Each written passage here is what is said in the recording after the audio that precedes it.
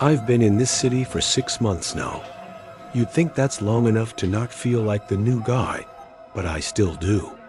I transferred here for a post-grad program, and the loneliness was the first thing that hit me. It was a lot heavier than I expected. I was in this tiny, overpriced studio. It smelled like stale curry and regret. The silence in that apartment was so loud, it felt like a high-pitched ringing in my ears. That was my entire life for 2 months. So when I found the ad on Craigslist, it felt like a literal answer to a prayer. 2 male roommates seeking third. 2 bed, 2 bath, but we converted the large office. Must be clean, chill, and 420 friendly. Utilities included. The pictures looked incredible. Hardwood floors, granite countertops, a balcony. The price was what really got me. It was so low it had to be a typo or a complete scam. But I was desperate enough to take the risk, so I emailed them. I met Mark and Julian the next day, and they were perfect. That's the only word for it. Mark was the classic outgoing frat guy type, but in a good way all-American, loud, an infectious laugh. He seemed to know everyone. Julian was the opposite, quieter, more of an artsy type, always sketching in a notebook. But he had this incredibly sharp, dry wit. They had this perfect best friends dynamic, finishing each other's sentences. And the best part? They were just nice to me. Genuinely, warmly nice. Dude, Alex, welcome. Mark had said, crushing my hand in a handshake. The room's this way. It's not huge, but it's got a great window. The room was perfect. The apartment was even better in person. So, what's the catch? I asked, trying to sound casual, expecting the other shoe to drop. Julian looked up from his sketch pad and smiled, a slow, easy smile. The catch is you have to put up with Mark's terrible taste in music. Hey, Mark yelled from the kitchen, and they both laughed. It was just easy. It was exactly what I'd been missing. They explained the rent was so low because Julian's parents owned the building. Another problem solved. I moved in 3 days later. The first few weeks were a honeymoon period.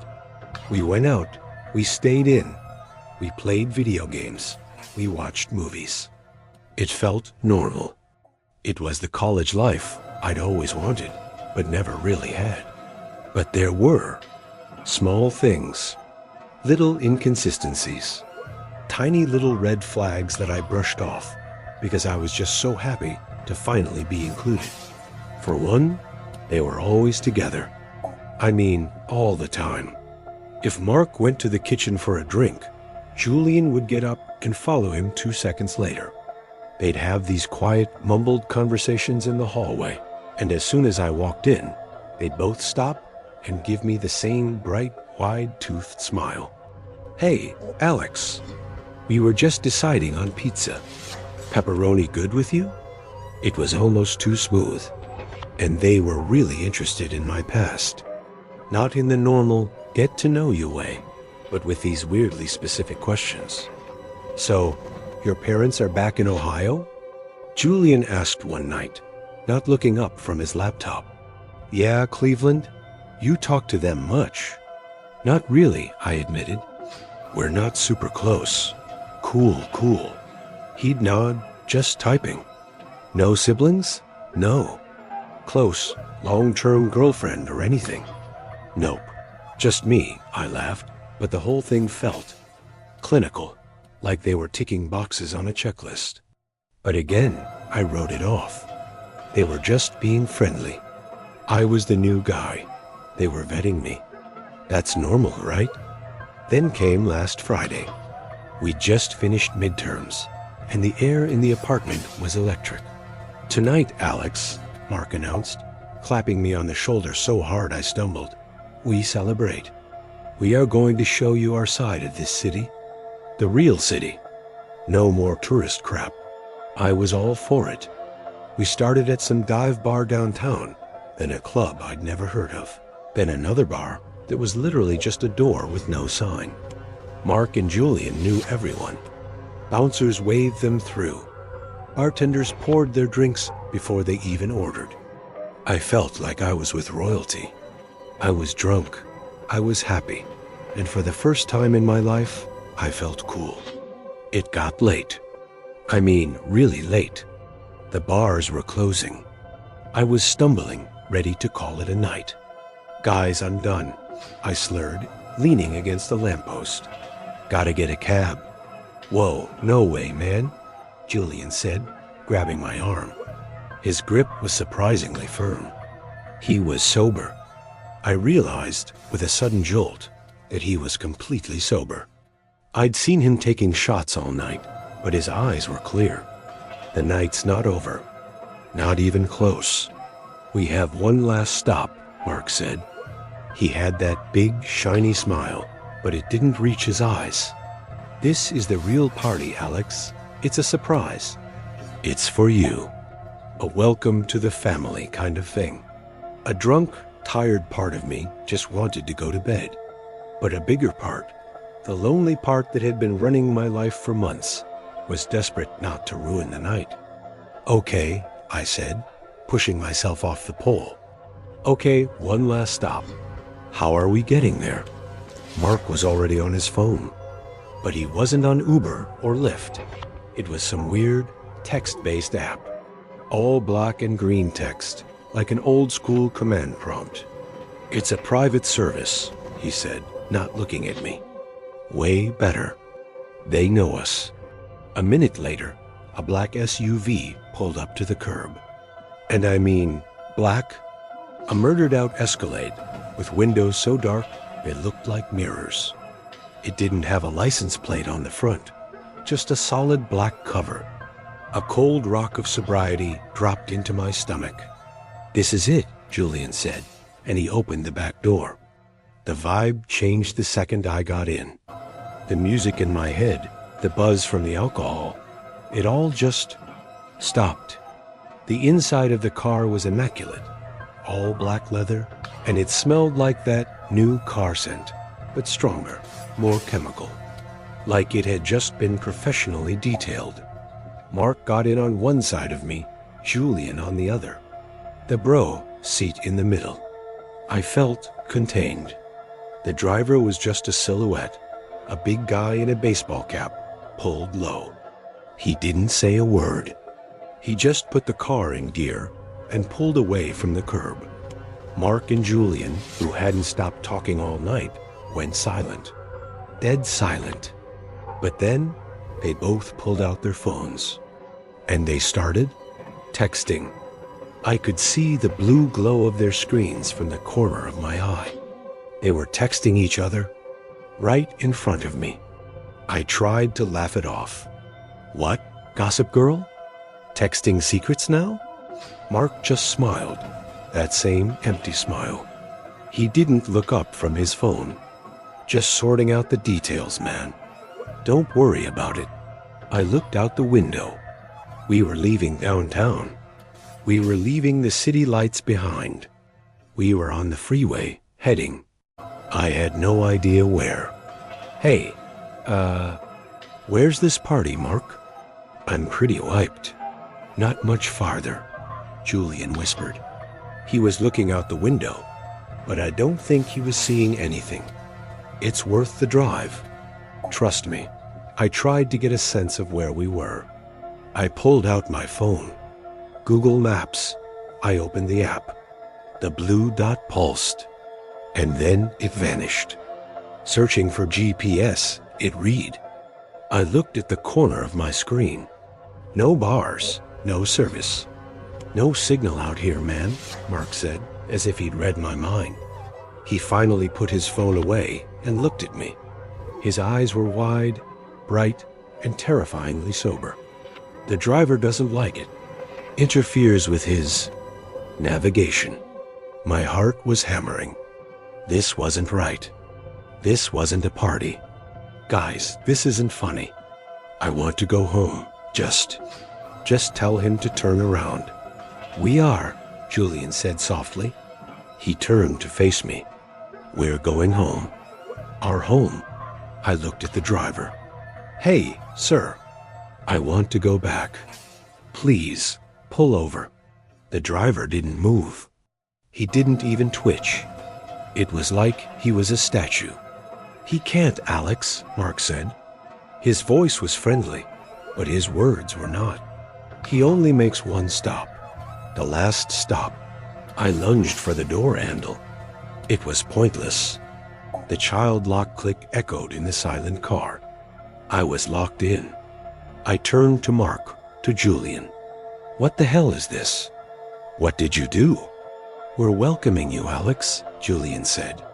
He sounded sad. We've been vetting you for weeks. You were perfect. No close family. New city. No one to ask questions. No one to miss you. My blood turned to ice. What? What are you talking about? This is the last step, Mark said. His hands were on his knees.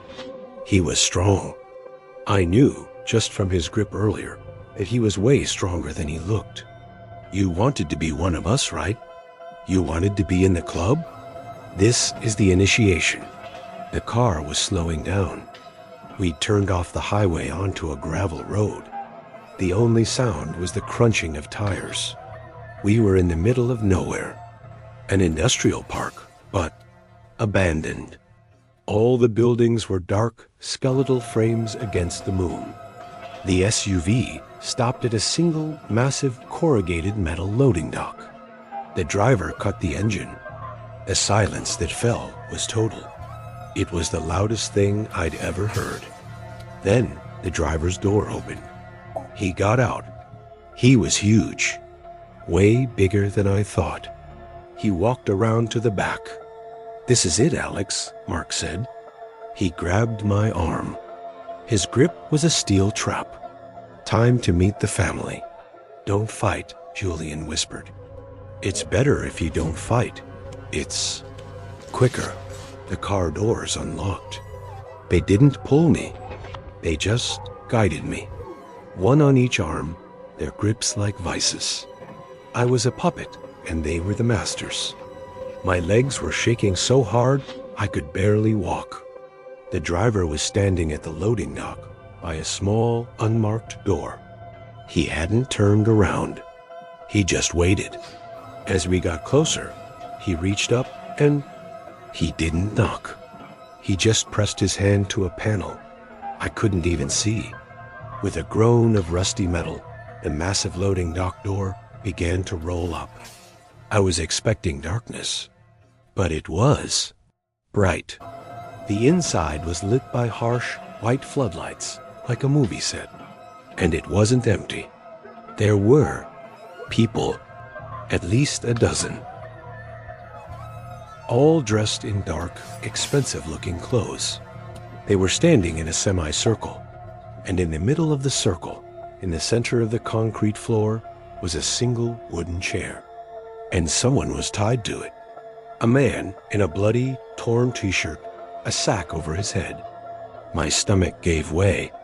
I threw up right there on the concrete, a pathetic splash of bile and cheap beer. Mark just sighed. Clean him up. Before I could react, the driver grabbed me by the back of my neck. He was wearing gloves. He dragged me forward.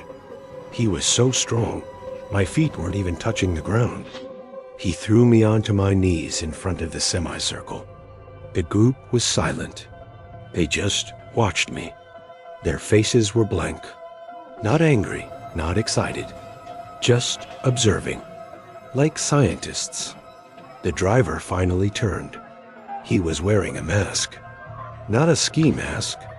A blank, white, featureless theatrical mask. It was the most horrifying thing I'd ever seen.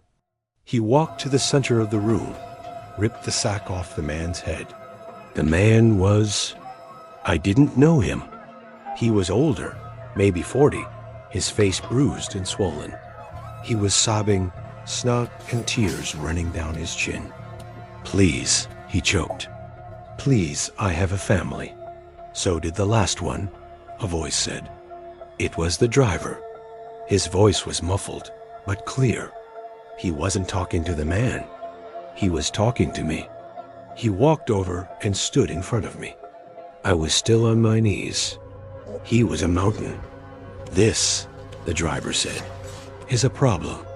He gestured to the man in the chair. This is what happens when you get scared, when you try to leave, when you try to go to the police. I looked at Mark, at Julian. They were standing with the group now, their arms crossed. They wouldn't meet my eyes. "We liked you, Alex," the driver said. He had a nice voice, a reasonable voice. It was terrifying. "We've been watching you. Mark and Julian were right. You were a perfect candidate. Lonely, disconnected, smart, but pliable." He crouched down, so his masked face was level with mine. I could smell the leather of his gloves. "This isn't a kidnapping, Alex. This is an audition." My mind just broke. I couldn't process the words. "What? We are a select group. We believe the world is cluttered, full of people who just take up space. We're a cleaning service, you might say." He chuckled. The sound was wet. "Mark and Julian? They're recruiters. They find people like you, people with potential, people who can keep a secret." He stood up and walked over to a table I hadn't noticed. On it, there were tools, hammers, knives, a tire iron. He picked up the tire iron. He weighed it in his hand. "The man in the chair," the driver continued, his back to me, "he was one of us. He was a recruiter, just like them, but he got sloppy. He tried to tell his wife. He failed the test." He turned and walked back to me. He held out the tire iron, handle first. "We, on the other hand, we think you're going to pass, Alex. We have high hopes for you." I just stared at the piece of metal. It was heavy, black, greasy. "Take it," he commanded. My hand, moving on its own, trembling, reached out and took the tire iron. It was cold. The driver smiled. I couldn't see it, but I could feel it. He put his hand on my shoulder. It was heavy. "It's your turn, Alex," he said, his voice dropping to a conspiratorial whisper. He gestured to the sobbing man in the chair. "Show us you belong. Show us you're one of us." I looked at the tire iron. I looked at the man. I looked at Mark and Julian, their faces unreadable, just watching. The entire warehouse was silent, waiting. The man in the chair met my eyes. He wasn't sobbing anymore. He was just resigned. "Don't do it, kid," he whispered. "Run." "He's right," the driver said from behind me. "You have a choice. You can run. We'll even give you a head start."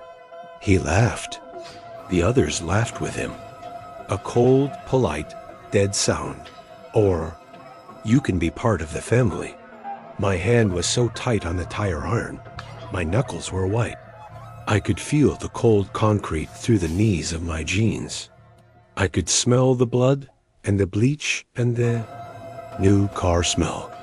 And that's where I am. I'm still on my knees. The tire iron is still in my hand.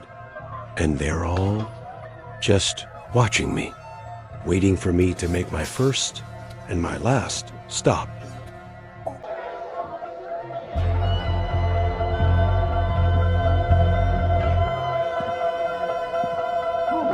You drive a cab for 20 years. You think you've seen it all. And you probably have. I've seen births, deaths, and a whole lot of stuff in between that'd make a preacher faint. I've had guys pull knives. I've had women proposition me. I've had drunk college kids puke so violently I had to replace the entire floor mat. Nothing surprises me anymore.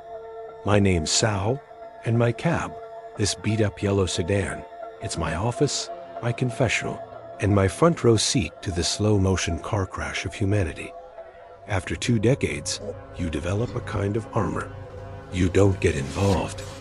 You don't ask questions. You just drive. You take the money, and you forget the face as soon as the door closes. That's the code. It's how you survive. You do not get involved. This particular fair, it was a Tuesday. Tuesdays are the worst. They're just a gray, pointless no man's land. The party from the weekend is over, and the next one is too far away. The night is just filled with regret. And rain. It was one of those miserable, cold November nights where the rain isn't even trying to be rain. It's just a constant gray mist that soaks into your bones and refuses to leave. I was gassing up, getting ready to call it a night. It was almost 2 a.m. My back was aching. My eyes were burning. Then the radio crackled. This wasn't the app. This was old school dispatch. Car 42. Sal, you there? I sighed and picked up the mic. Yeah, Frank, I'm here. What is it? Don't tell me it's another airport run? Worse, Frank's voice crackled back. Private booking. Oakwood Estates. You know the one. I did know the one. The Estates. The part of town where the driveways are longer than my entire street. Gated community. Private security. Houses so big, they look like small town city halls. I hated those rich guys. They treated cabbies like furniture that talked. But the tips could be good. And I had a mortgage payment breathing down my neck. Yeah, I'm on my way, I grunted. Who am I picking up? Name's Harrison. House 14, he's expecting you. And Sal. He sounded a little agitated. So, be nice. I'm always nice, I lied, and threw the mic back on the dash. 10 minutes later, I pulled up to the gate. A guy in a ridiculous rain-soaked uniform just waved me through. Didn't even ask who I was. House 14, he shouted over the wind. Mr. Harrison, go on. The estates are creepy at night. All these massive, dark houses completely silent. It's like a graveyard for people who won the lottery. I found House 14.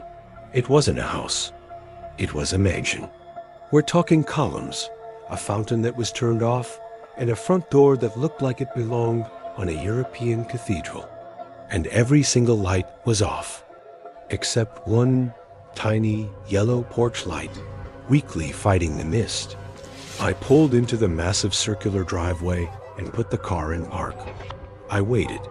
That's the rule for these places. You don't honk. You don't go to the door. You just wait.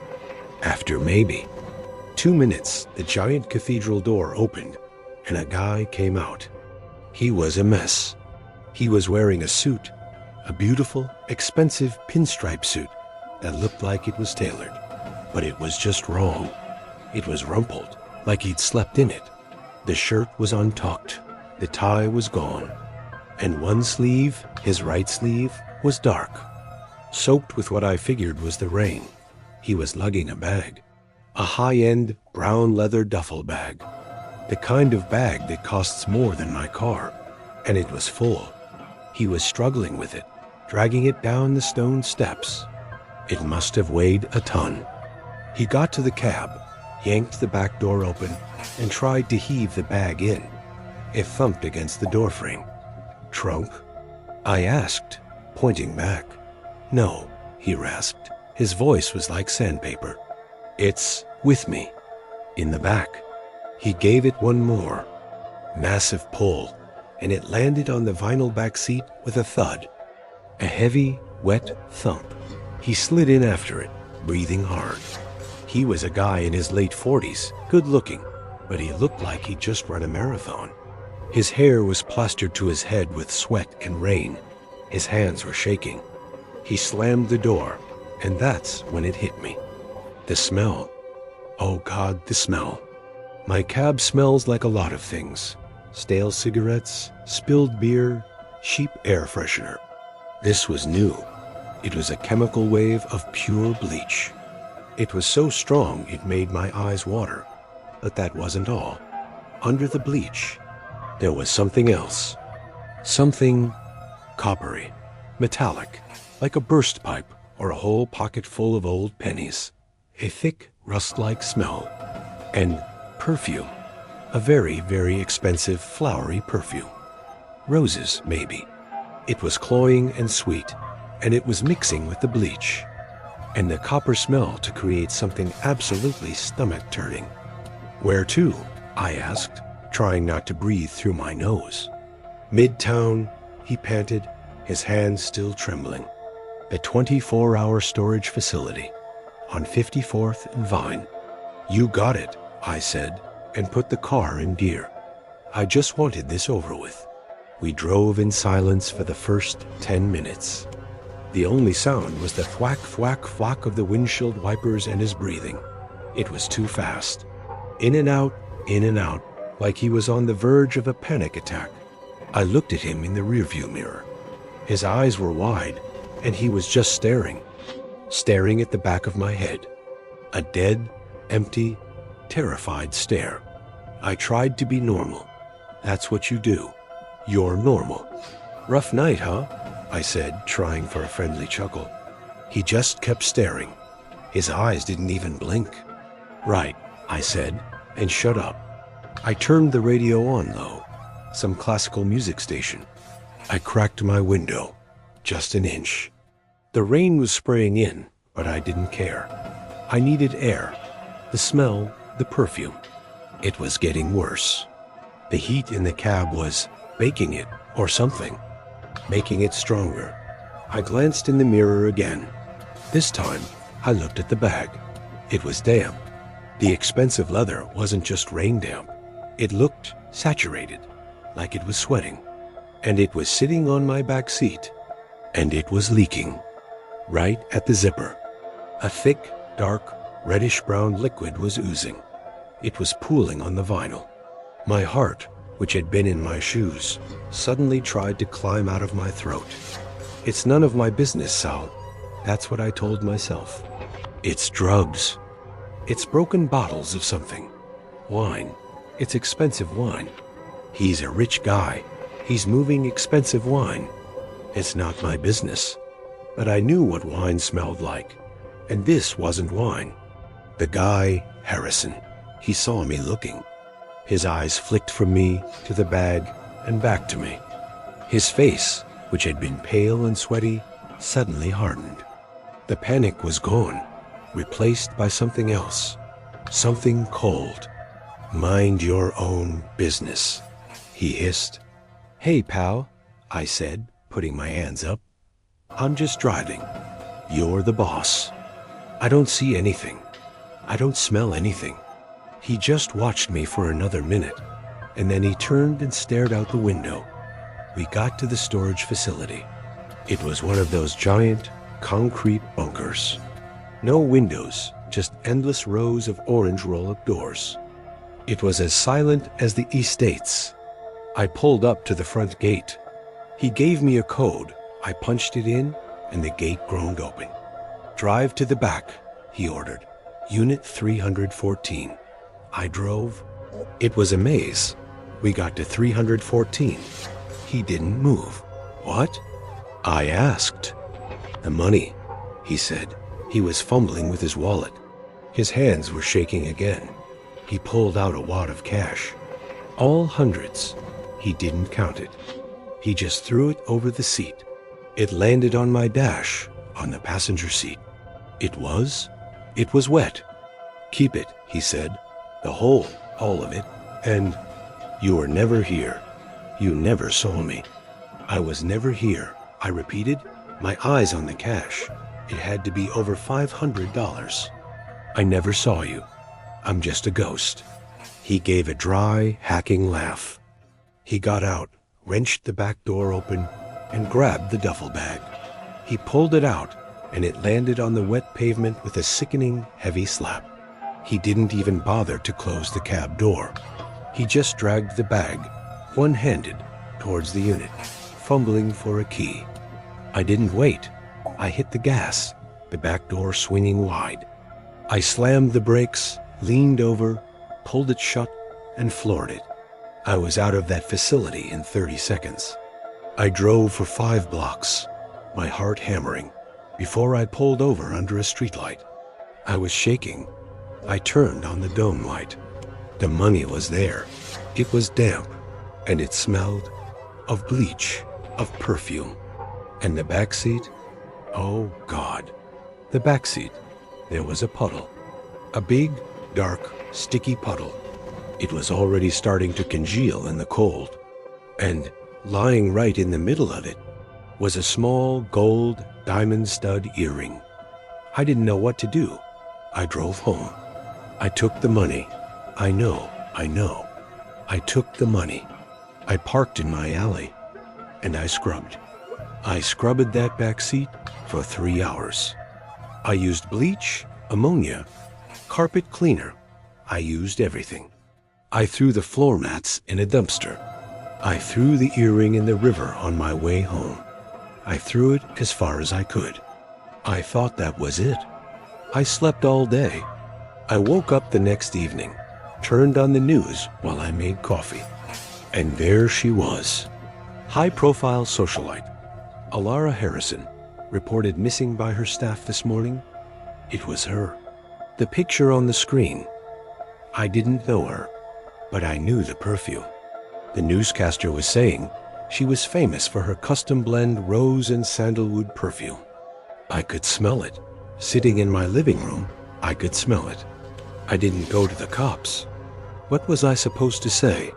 I think I was the getaway driver for a murderer, but I took the money and cleaned the evidence.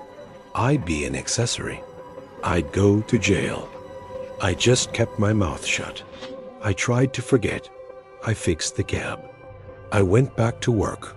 But here's the thing that's messing with me. The smell. It's still in the cab. I know it's in my head. It's a phantom smell. But I'll have the windows down. I'll be driving 50 miles an hour, and I'll smell it. That awful, sweet, rosy rot. The smell of bleach and old pennies and her. It's getting stronger. I've scrubbed the car a dozen times. I've had it professionally detailed twice. The guy at the shop even noticed. "Sal," he said, "what died in here? Smells like a damn funeral home. I just can't get it out." And that's not even the worst part. The worst part is, I keep seeing him. Not in person, but I'll be driving late, tired. And I'll check my rearview mirror. Just a habit. And he'll be there, sitting in the back seat. Just sitting, staring at me with those dead, empty eyes. His suit all wet. I'll slam on the brakes. I'll scream. The car behind me will lay on the horn. And I'll look again, and the seat's empty. It's just an empty, clean, almost clean back seat. It's been a month. I haven't slept more than an hour at a time. I'm falling apart. I think I'm going crazy. I'm going to have to sell the cab. I have to. I'm at a red light right now. It's late. It's raining. I'm just so tired. I just looked in the mirror. The seat's empty. It's empty. Thank God.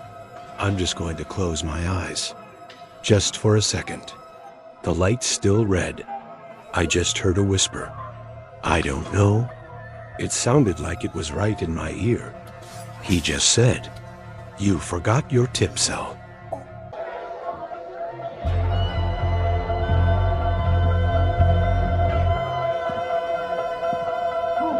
I work the graveyard shift at the 24-hour diner on Route 12. It's a job. It pays the bills, but just barely. The worst part isn't the drunk guys or the smell of stale coffee and bacon grease that clings to my hair. It's the walk home. My shift ends at 4 a.m. My apartment is about 2 miles away, and my car's transmission decided to eat itself last month, so that's that. Usually, it's fine. My work mom, Marge, is a cab driver. She's this big, loud, amazing woman with a laugh that could shake a building. She always waits for me. She knows my shift. At 4:03 a.m., her big yellow cab is sitting there, and she's got the heat blasting. She charges me half fare and tells me dirty jokes all the way home. She's my safe ride. 2 nights ago, my shift ended. I clocked out at 4:02. I pushed open the heavy glass doors, felt that first blast of cold pre-dawn air. And Marge's cab wasn't there. The cab stand was empty, except for one car. It was not Marge's cab. This thing? It was an old Crown Victoria, one of those boxy 90s era ones. The paint was peeling, and it was a color I could only describe as sad beige. It was just sitting there, under the one flickering streetlight, engine idling, but its TAXI light was off. I stood there, pulling my jacket tight. This was a problem. I pulled out my phone to call Marge, straight to voicemail. "Hey, Marge, it's Sarah. You okay? I'm at the diner. Call me." I waited. It was cold. That special, still 4 a.m. cold. The beige cab just sat there, not moving. After 5 minutes, I was shivering. I couldn't wait anymore. I couldn't walk. The 2-mile walk home goes through the underpass, and no, just no. I took a deep breath. He's just trying to make a living, Sarah. Stop being paranoid. I walked over and tapped on the passenger window. The driver was a shadow, a big, slumped shadow. He was wearing one of those old-fashioned driver's caps, pulled down so low, it basically covered his whole forehead. All I could see was the stubble on his chin. The window didn't roll down. He just leaned over and pushed the passenger door open from the inside. I hesitated. "Are you free?" I asked, my voice sounding stupidly small. "Get in," he grunted. His voice was like gravel in a blender. It was a wet sound. I should have walked away. I should have gone back inside the diner and waited until sunrise. I know that now, but I was so tired and so cold. I got in. The smell hit me instantly. It was mothballs. A thick, dusty, choking smell of mothballs. And something metallic, like old blood or rust. The seats were cracked vinyl, and the springs were shot. I sank down, and the seat kind of enveloped me. "Where to?" He grunted, not turning around. "The Willow Creek Apartments. On 8th and Main," I said it fast. He just grunted again. He didn't turn on the meter. He just put the car in gear. The grind of it was awful, and we pulled away. The first thing I noticed, he took a left. He should have gone straight. Marge always goes straight. "Hey," I said, my voice shaking a little. "My apartment is the other way." "Shortcut," he rasped. My heart started to pound. This was not a shortcut. This was the opposite of a shortcut. He was driving toward the old part of town, the part by the river, with the abandoned textile mills and the old, condemned hospital. I grabbed my phone. My thumb was hovering over 911. "Don't bother," he said. He was watching me in the rearview mirror. I couldn't see his eyes under the cap, just the shadow of them. No signal out here. Cell towers are all dead. I looked at my phone. He was right. No bars. Nothing. My breath hitched. I was trapped. I was in a metal box with this man, and we were driving away from my home. "Please," I whispered. "I don't have a lot of money, but you can have it. Just let me out." He laughed. It wasn't a laugh. It was a dry, hacking, coughing sound. It was the worst sound I've ever heard. The car chugged along. We were at the old hospital, St. Jude's. It had been closed for 30 years. It was a skeleton of a building, all broken windows and graffiti. He slowed the car down and stopped right in front of it. "No," I whimpered. "No, no, no, please." I grabbed the door handle. It was locked. I pulled on it again and again. Nothing. He didn't move. He just sat there, staring at the hospital.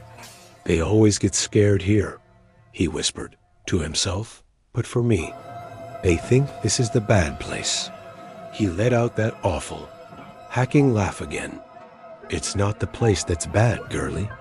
It's the time." I was crying, silent tears running down my face. "What are you talking about?"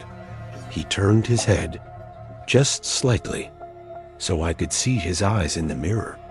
They were pale, a milky, washed-out blue, almost white. "The 4:15, he said.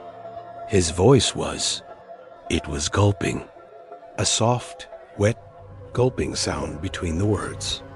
"It's always the worst. 4:15 a.m. That's when the veil is thinnest. That's when we get to work." I couldn't breathe. My throat was closed.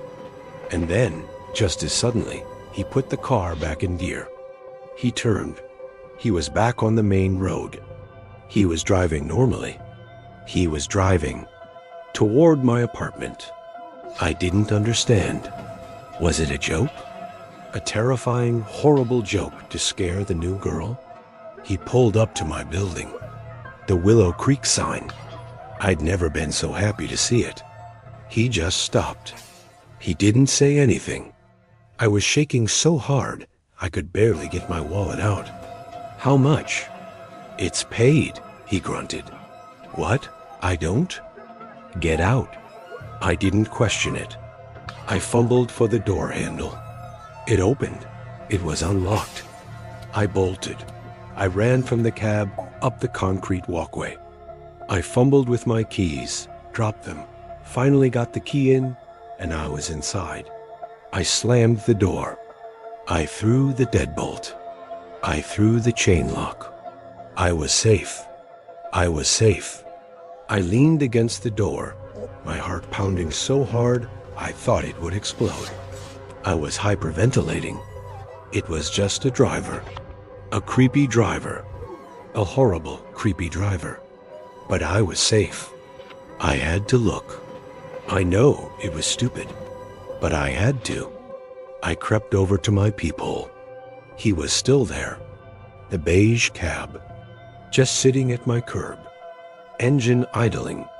I could see the exhaust fumes in the pre-dawn light. He was just watching my door. I backed away. I ran to the kitchen. I grabbed a knife, the biggest one I had, and I went to my living room window. I peeked through the blinds. He was still there, just sitting. I sat on my couch, just watching the window. Watching him. 5 minutes. 10 minutes. He just sat, and then his headlights switched off. But he didn't drive away. The car was just a shadow now. A dark shape at my curb. I don't know what happened. I must have dozed off, sitting there, clutching the knife. I woke up, my neck stiff. My apartment was cold. Colder than it should be. I looked at the clock. It was 5:30 a.m. The sun was just starting to think about coming up. I looked out the window.